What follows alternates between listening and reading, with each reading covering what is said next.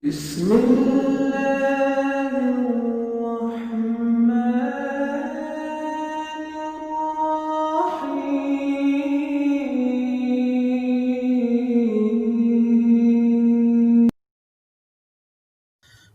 cara membayar fidyah yang benar? Bolehkah membayar fidyah dengan cara mengundang teman buka puasa bersama di rumah? Fidyah itu hanya dibayar kepada orang-orang miskin, ya. Ya. Apa namanya? Wa 'alal ladzina yutiqunahu fidyatun ta'amu miskin. Bagi orang-orang yang tidak mampu berpuasa karena sudah sangat tua misalnya, atau sebagian pendapat wanita hamil dan menyusui yang tidak bisa berpuasa, maka bayar fidyah. Fidyah itu untuk orang miskin. Kalau ngundang teman-teman, itu namanya enggak benar ya, kecuali temannya miskin semua ya, enggak apa-apa. Kalau temannya miskin semua, melarat semua, diundang makan, maka sah. Intinya fidyah itu hanya diberikan kepada orang miskin. Caranya bagaimana? Sebenarnya dua caranya. Pertama dengan bahan mentah, satu hari dibayar sekitar 1,3 kilogram beras. Berarti kalau 10 hari ya 13 kilo. Dan tinggal hitungnya berapa hutangnya. Namun lebih mudah lagi, satu hari diganti dengan satu kali makan. Makan siang atau makan malam. Bukan dan ya. Makan siang atau makan malam. Misalnya seorang wanita punya hutang 30 hari. Ya sudah dia beli nasi bungkus atau dia bikin sendiri. Yang nasi yang wajar dia makan. Kasih air minum, ya kasih ayam kayak, kasih kambing kayak, kasih ikan kayak. Kemudian 30 bungkus yang mengenyangkan dia bagikan kepada orang-orang miskin. Dia ketemu mungkin ada tukang beca atau apakah tukang ojek dan macam, kasih orang-orang peminta-minta, kasih mereka makan, maka sudah cukup karena satu hari dibayar dengan sekali makan. Namun perlu saya ingatkan, kalau antum punya hutang fidyah, maka tidak boleh antum bayar fidyah tersebut kecuali setelah ada sebabnya. Maksudnya bagaimana? Jangan seorang wanita dia bilang, bulan ini saya nggak bisa puasa, Ustaz saya hamil. Terus bagaimana? Ya sudah, saya bayar fidyah di awal 30 bungkus. Ini enggak boleh karena dia belum batal. Sebabnya belum ada.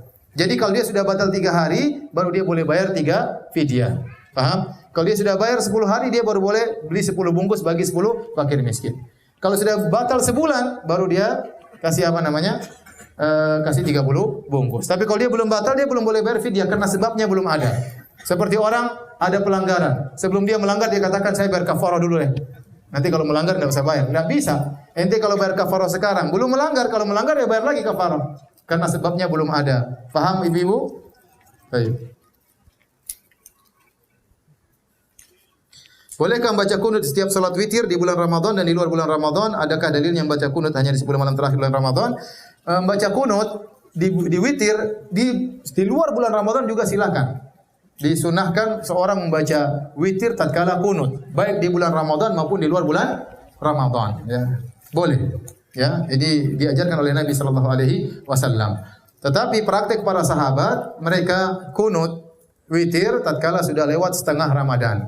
Ya, mungkin malam ke-15 atau malam ke-16 baru mereka setiap witir apa? Kunut. Tapi seandainya orang ingin kunut dari pertama enggak ada masalah karena hukum asal kunut tatkala witir itu sunnah, baik sebelum Ramadan ataupun tatkala Ramadan atau sesudah Ramadan. Oleh karenanya di Al-Haramain, Masjid Nabawi, Masjidil Haram, mereka kunut sejak awal malam. Tapi saya lihat kalau masjid-masjid sunnah biasanya mereka kunut mengikuti para sahabat setelah lewat setengah Ramadan. Terserah dari awal boleh, tengah juga boleh.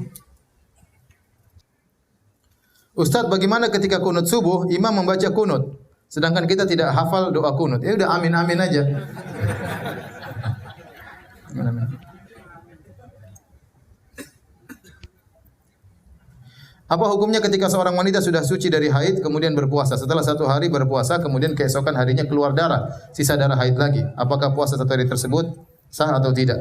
Kalau ternyata sudah jadwalnya sudah suci, sudah misalnya dia biasa haid 7 hari, ternyata sudah hari ke-7 dan biasanya memang sudah suci hari ke-7 dan dia sudah lihat warna bening, cairan bening yang menunjukkan sudah suci, kemudian dia berpuasa 1 hari, besoknya lusanya ternyata masih ada bercak-bercak sisa, itu tidak dianggap. Itu tidak dianggap. Kecuali baru hari ke-4 bersih, kemudian dia puasa sudah bersih kayaknya mau puasa. Ya, terus hari ke-5 darah haid itu berarti masih haid tadi kemarin ya. Karena masih dalam siklusnya, masih dalam siklusnya.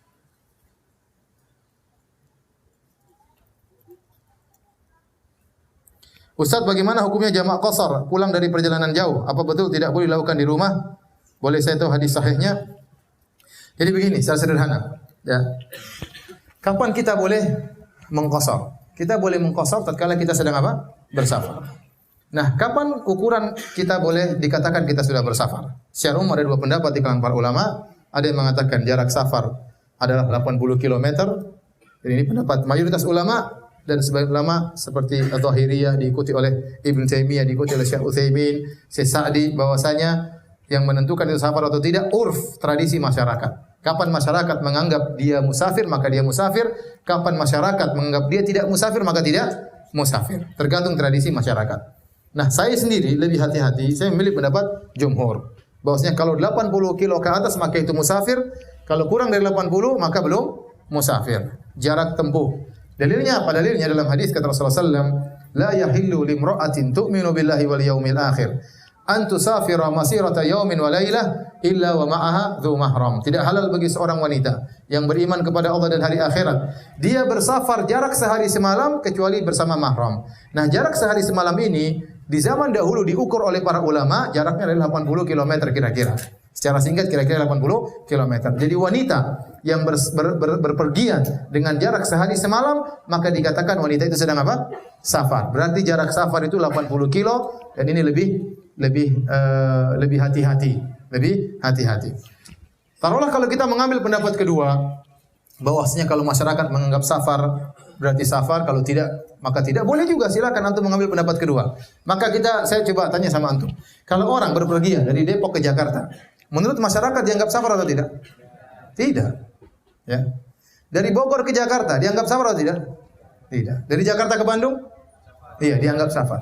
Ya, dianggap safar dari Jakarta. Sepakat orang dari Jakarta ke Bandung safar. Maka yang menjadi patokan bukan perasaan Anda, tapi masyarakat. Sebagian orang dari Cilengsi ke Jakarta, menurut saya safar. Ini safar, saya kosor. Ya udah nanti buka puasa. Oh, enggak berani kalau buka puasa. Dia kalau mau kosor mau disuruh buka puasa enggak berani. Maka saya belum menemukan ada orang yang berani berfatwa kalau pergi dari Cilengsi ke Jakarta boleh buka puasa. Tapi kalau berfatwa bahwasanya boleh kosor dari Cilengsi ke Jakarta, ada yang berani berfatwa demikian. Kosornya, tapi buka puasanya dia belum berani. Sebenarnya kalau Anda statusnya sudah musafir, ya Anda boleh berbuka, Anda boleh apa? Mengkosor ya. Jadi saya katakan tidak berarti ini kan sudah kota lain. Kita katakan tidak semua perpindahan dari satu ke kota yang lain dikatakan apa? Safar. Contohnya, Anda pergi dari kota wisata ke kota legenda, bukan musafir. Sekarang ada perbatasan selamat datang kota, cuma jarak 10 meter Anda sudah pindah pelang, sudah pindah kota. Apakah dikatakan musafir? Tidak. Berarti perpindahan satu kota lain belum tentu dikatakan apa? Safar. Maka memang pendapat Zahiriyah, Syekh Utsaimin, Syekh Ibnu Taimiyah, Syekh Sa'di kuat dari sisi tradisi, tapi lebih hati-hati dengan jarak karena sebagian orang dianggap dia sudah apa? Safar. Menurut dia, padahal menurut para ulama, urf masyarakat, tradisi masyarakat, bukan pendapat pribadi. Bukan menurut saya ini sudah safar. Dan saya yakin orang-orang kalau ada orang pergi dari Cilengsi ke Jakarta tidak ada yang mengatakan itu apa? Musafir. Dari Depok ke Jakarta masyarakat tidak mau musafir. Dia kerja enggak dianggap musafir. Ya, dari Bogor ke Jakarta belum dianggap safar. Nah, kalau kita tahu jarak safar 80 km, kapan boleh kita mengambil keringanan? Para ulama mengatakan, kalau Anda sudah keluar dari kampung Anda sudah boleh mengambil keringanan safar. Nabi SAW waktu beliau berhaji, tujuan beliau adalah ke Mekah 500 kilo dari Madinah. Tapi waktu beliau sampai di Dzulhulaifah, sekitar 30 km, Nabi sudah mengkosor di situ. Kenapa? Karena tujuannya kemana kan? Ke Mekah. Sama, antum sekarang di mana? Di Jakarta Selatan. Antum ingin pergi ke Bandung atau antum ingin pergi ke Makassar. Antum pergi ke Cengkareng, antum sudah boleh kosor di situ, boleh jamak di situ. Karena tujuan antum bukan Cengkareng, tujuannya apa? Makassar. Tapi kalau tujuan Cengkareng saja nggak boleh. Paham? Karena dari sini ke Cengkareng belum 80 kilo. Paham? Nah, demikian pula tatkala Anda pulang dari Makassar sampai Cengkareng, Anda masih boleh jamak kosor. Tapi kalau sudah terus Anda sampai ke rumah, sudah nggak boleh kosor lagi. Misalnya seorang mau sholat dia tiba menjelang maghrib. Aduh, mau sholat lagi terlalu ramai, nanti di rumah saja. Akhirnya dia maghrib lewat, tiba di rumah jam 9 malam. Maka dia boleh jamak, nggak ada masalah. Tetapi dia sudah bukan musafir lagi, maka dia jamak tanpa kosor. Paham? Jamak tanpa qasar karena dia sudah bukan lagi apa? Musafir. Saya tanya sama antum sekarang. Kalau orang punya istri dua, kalau ya, satunya di Bandung, satu di Jakarta. Kalau dia di Jakarta, musafir bukan? Ya? Kalau dia di Bandung, musafir bukan? Antum ngerti nggak? Belum pernah mengalami, Ustaz. Ya udahlah, nggak usah dibahas. Tidak akan antum seperti itu, sudah nggak usah dibahas. Karena antum semua apa? Istiqamah katanya. Ikatan apa? Ikatan apa? Suami takut istri. Apakah boleh bayar fidyah besoknya setelah batal puasa? Iya boleh. Kalau kita batal sehari, kita boleh bayar apa? Sehari. Kita batal hari ini, besoknya berarti sudah 2 kali batal karena pagi hari kita sudah nggak puasa, berarti bayar 2 hari. Lebih mudah nanti setelah Ramadan selesai baru bayar sekalian 30 hari. Ustaz, teman ana seorang pegawai bank riba tentunya, beliau ingin bertobat dari riba. Apa hukumnya uang dari hasil kerja di bank? Bolehkah digunakan untuk modal usaha? Boleh. Ya. Kalau dia bertobat, falahu ma salaf. Ya. Kata Allah Subhanahu wa taala, alladzina ya'kuluna riba la yaqumuna illa kama yaqumul ladzi yatakhabbathu syaitanu minal mas dzalika bi annahum qalu innamal bai'u mithlu riba wa ahallallahu al-bai'a wa harrama ar-riba faman ja'ahu mau'izatun min rabbi fantaha falahu ma salaf. Barang siapa yang telah datang peringatan dari Rabbnya kemudian dia berhenti, falahu ma salaf, maka bagi dia apa yang telah lalu. Sebagian ulama berdalil dengan ayat ini bahwasanya ya orang yang berhenti dari riba, maka hasil riba yang sebelumnya boleh dia gunakan untuk apa? Modal usaha dan halal baginya karena dia sudah bertobat. Tapi kalau dia belum bertobat maka haram baginya. Apakah betul hadis sebaik-baik salat adalah di rumah kecuali salat wajib? Ya benar, ya. Afdalu salatil mar'i fi baitihi. Ya. Illal maktubah. Sebaik-baik salat seorang hamba adalah di rumahnya kecuali salat wajib, ya. Dikecualikan seperti syiar bulan Ramadan, Rasulullah SAW sengaja 3 hari pernah keluar salat di masjid berjamaah dengan para sahabat karena ada nilai syiar tatkala di bulan Ramadan. Asalnya seorang salat malam di rumahnya, ya. Berdua-duaan bersendirian dengan Allah Subhanahu wa taala, berkhalwat tatkala orang semua sedang tidur. Tapi bulan Ramadan ada nilai syiar. Maka yang afdal salat tarawih di masjid bersama imam, apalagi Nabi berkata, "Man shalla ma'al imami hatta yansharif kutiba lahu qiyamul lailah." Barang siapa yang salat bersama imam salat tarawih sampai selesai, dicatat baginya salat semalam suntuk. Apalagi Indonesia, salat malam cuma sebentar. Kalau di Madinah ente salat 2 jam. Apalagi 10 hari terakhir, 2 jam ronde pertama, 2 jam setengah ronde kedua. Kunutnya panjang lama sampai gemetar kita. Antum tadi baru sebentar, mungkin 40 menit sudah banyak berdeham di belakang, tapi saya cuek aja. Biar berdeham. Biarin aja lah. Saya tahu tadi banyak yang berdeham, tapi biarin aja lah. Salah sendiri, mau sholat di belakang saya. Cuma berapa menit? Cuma 40 menit kira-kira. Anda sholat 40 menit, dicatat pahala semalam suntuk. Itu Indonesia. Ya. Alhamdulillah, mudah. Ya, sabar.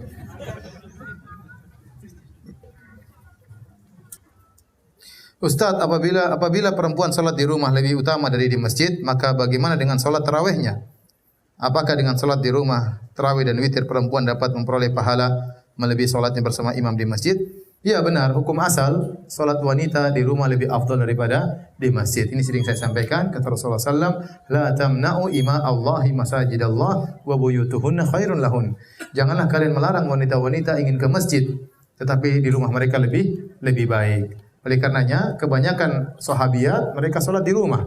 Namun sebagian istri-istri sahabat salat di masjid bersama kaum muslimin. Jadi tidak mengapa wanita salat di masjid, tapi yang lebih afdal di rumah. Apakah pahalanya sama? Iya sama. Ya, bahkan Syekh bin Baz rahimahullah berpendapat, kalau laki-laki ingin dapat 27 derajat, dia harus salat di masjid.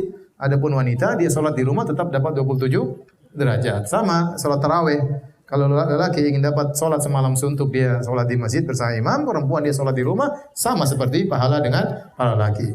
Tetapi kalau ada sebab lain dia ingin ke masjid, misalnya kalau di rumah dia malas-malasan, mungkin 15 menit sudah selesai, atau 7 menit sudah selesai, dia ingin ke masjid biar setengah jam, ya boleh-boleh saja. Tapi seperti saya sering sampaikan, maka wanita harus menjaga diri tatkala masjid. Jangan berhias, jangan pakai parfum, ya. jangan maca ya. Jangan menampilkan kecantikannya. Dan sering saya sampaikan, sebagian ulama Syafi'iyah mengatakan, wanita yang terkenal cantik jangan ke masjid. Yang pas-pasan ya silakan. Kalau dia cantik maka pakai cadar biar tidak menggoda imamnya.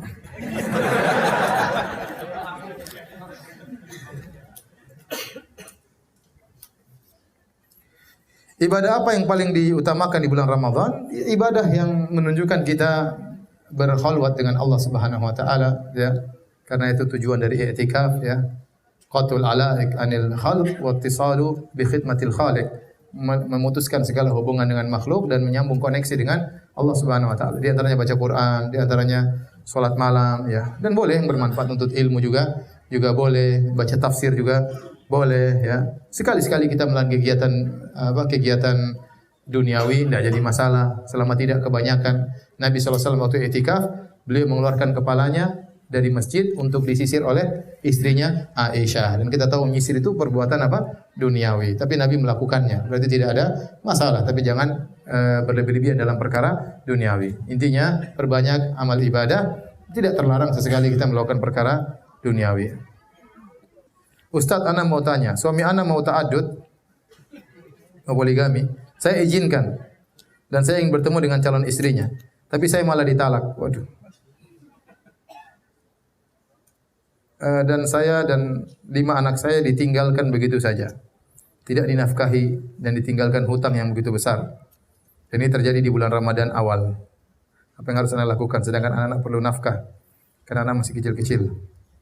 Jika anak kerja, tidak ada yang menjaga anak-anak anak. Anak bersabar dan pasrah pada Allah. Apa anak termasuk berhak menerima zakat? Mohon doanya Ustaz. Ia berhak menerima zakat. Bolehkah membaca Quran di HP bagi imam salat tarawih? Para ulama, di antaranya Syekh Utsaimin, agak keras masalah ini. Kata beliau, makmum tidak perlu membaca Al-Quran. Yang dibolehkan adalah imam tatkala membaca apa? Al-Quran. Kalau dia tidak punya hafalan yang banyak ya. Tapi kalau makmum cukup bagi dia untuk apa? Mendengar. Jangan menyibukkan dengan apa? Membaca. Ya. Apalagi nanti dia bergerak. Dia gerak itu gerakan yang tidak perlu. Kalau imam, iya dia perlu. Dia mungkin tidak punya hafalan, dia pegang, nggak ada masalah. Tapi kalau makmum tidak perlu. Ustaz, benarkah umur umat ini tidak sampai 1500 Hijriah? Enggak benar ya. Ini sudah saya bantah. Dalam ceramah saya di YouTube, cari judulnya Fikih Tanda-Tanda Hari Kiamat ya. Fikih Tanda-Tanda Hari Kiamat. Ini sudah lama saya ceramahkan, lebih dari setahun yang lalu di Masjid Raya Bogor ya. Cari di situ saya jelaskan secara detail ya. Tidak ada yang tahu hari kiamat kecuali siapa? Allah Subhanahu wa taala. Nabi pun tidak tahu, malaikat Jibril pun tidak tahu. Waktu malaikat Jibril bertanya kepada Nabi, "Wa mata sa'ah wahai Muhammad, kapan hari kiamat?" Kata Nabi, mal mas'ulu anha bi'a'lama minas sa'il. Yang ditanya tidak lebih tahu daripada yang bertanya. Akhirnya tatkala seorang ditakut-takutkan seperti ini, banyak orang yang akhirnya meninggalkan perkara yang bermanfaat ya. Kita harus hati-hati, kita selalu bersiap sedia untuk bertemu dengan hari kiamat. Tapi kalau memberi ketakutan berlebih-lebihan, sebentar lagi, enggak sampai 30 tahun lagi. Sekarang sudah 1400 berapa? 39. Berarti kan sekitar 40 tahun lagi ya. Asal 50 tahun lagi. Macam-macam ini orang bilang sebentar hari kiamat. Sampai ada orang ceramah seperti itu. Ceramah sebentar lagi hari kiamat, sebentar lagi minyak bumi habis, sebentar lagi akhirnya beli kuda akhirnya. Saya bilang ya udah kalau minyak bumi habis, percuma ente punya kuda sendiri. Sudah. Kita sama-sama habis ya sudah selesai. Beli kuda akhirnya ada yang mau bangun rumah enggak jadi bangun rumah, ada yang mau poligami enggak jadi poligami. Ada ketakutan mau hari kiamat. Kita takut dari kiamat, tapi tidak boleh kita menakut-nakuti orang dan itu pendapat yang batil. Makanya dibantah oleh para ulama pendapat seperti ini. Dahulu ada ulama yang salah dalam hal ini. Ya, ada yang mengatakan dulu bahwasanya umur umat Islam cuma sampai 500 Hijriah. Ulama ini hidup pada abad keempat. Dia bilang bahwasanya umur umat Islam cuma sampai 500 tahun, masih Hijriah. Sekarang sudah 1438. Dia salah. Saya bilang dia salah.